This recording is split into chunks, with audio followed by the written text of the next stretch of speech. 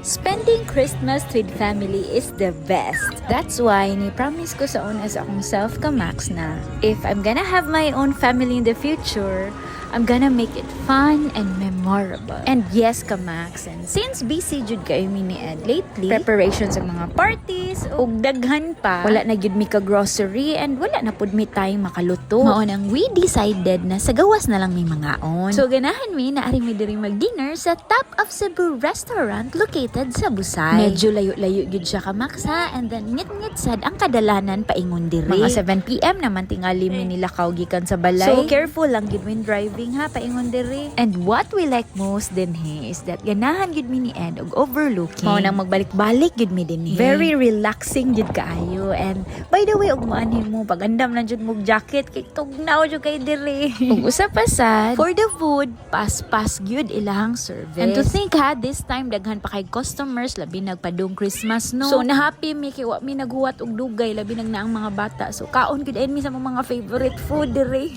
Ug sa wala pa mulakaw, ni Sigwe usag mga kakornihan ang inahan. Awad guys. Kasantik tao sa kalibutan ba no? Pero okay, imagine na.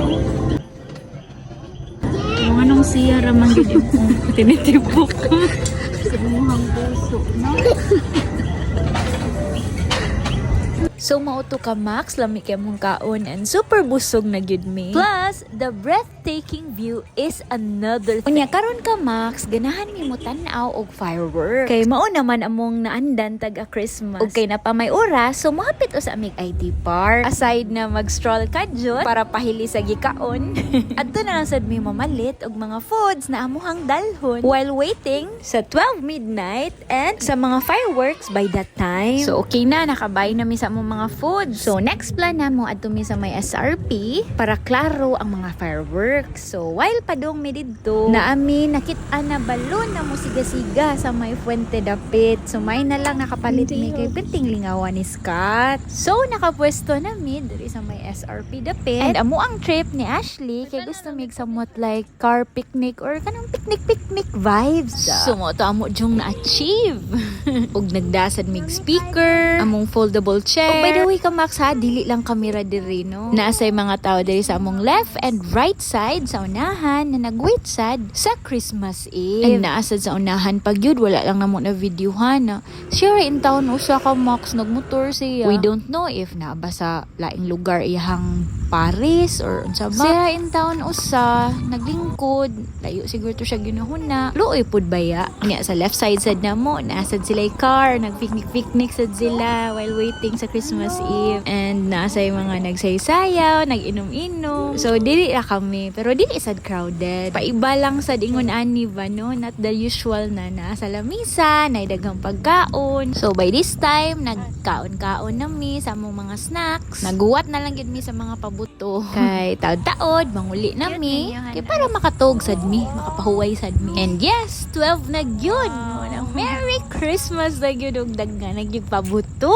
But dili jud same pag New Year no, napitid yung daghan na pero wala lang lately lang sa jud nako na appreciate ka ng mga fireworks bitaw. Kay hilig man si Ed and si Ash og mga fireworks. Ug nice man sa di ay no, well magtan-aw ka mo wa gyud imong problema.